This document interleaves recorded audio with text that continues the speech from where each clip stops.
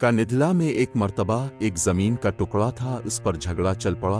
मुसलमानों का दावा था कि ये ज़मीन उनकी है, जबकि हिंदुओं का इसरार था कि ये उनकी है। इख्तिलाफ बढ़ता गया और बिलाखिर मामला अंग्रेज़ की अदालत तक पहुंच गया।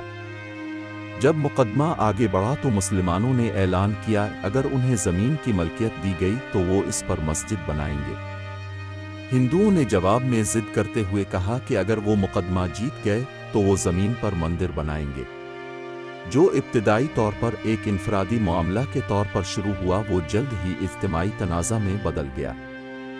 हत्ता कि उधर मुसलमान जमा हो गए और उधर हिंद वाक़ई हो गए और मुकदमा की नौयत में शिद्दत आ गई।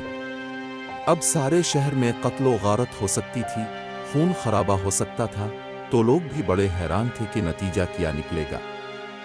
इस मुकदमे की सदारत करने वाले एक अंग्रेज़ जज था, वो भी परेशान था कि इसमें कोई सुलह वस्फ़ई का पहलू निकाले, वरना अगर सूरत हाल मज़ीद बढ़ी तो इस पर काबू पाना मुश्किल होगा। जज ने मुकदमे को आगे बढ़ाने के बजाय एक तजवीज़ पेश की कि फ़रीक़ैन बातचीत के ज़रिए मसला हल करने की कोशिश करें। दोनों फ़रीक़ैन ने इस नुक्ता नज़र पर इत्तफ़ाक़ किया।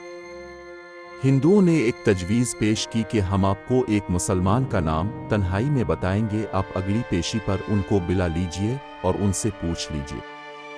अगर वो शख्स इकरार करे कि ये ज़मीन मुसलमानों की है तो वो उन्हें दे दी जाएगी, और अगर वो कहें कि ये मुसलमानों की ज़मीन नहीं हिंदुओं की है तो हमें दे दीजिए। जब जज ने दोनों फ़रीक़ैन से पूछा तो दोनों फ़रीक़ उस पर राज़ी हो गए।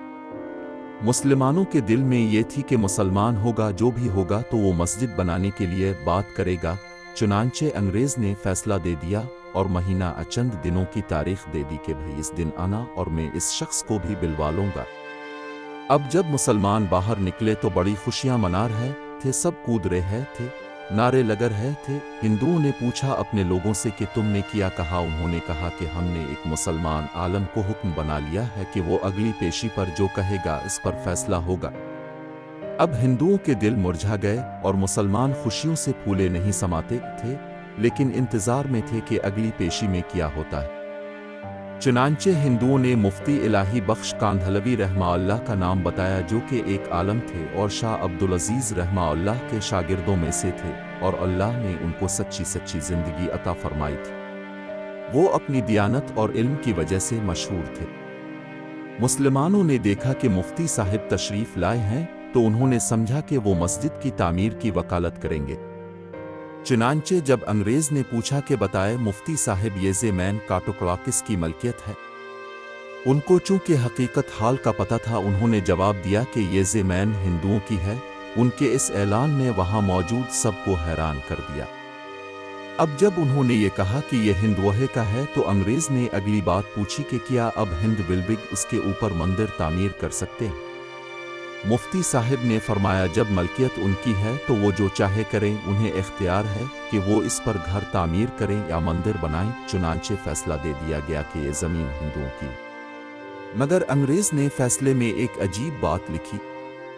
फैसला करने के बाद लिखा कि आज इस मुकदमा में मुसलमान हार गए मगर इस्लाम जीत गया।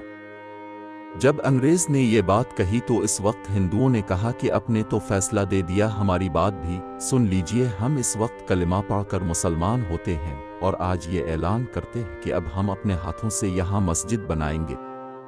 तो अक्ल कह रही थी कि झूठ बोला कि मस्जिद बनेगी, मगर हज़रत मुफ्ती साहिब ने सच बोला और सच का बोल बाला हुआ। सच्चे परवरदिगार ने इस जगह मस्जिद बनवा कर दिखला दी।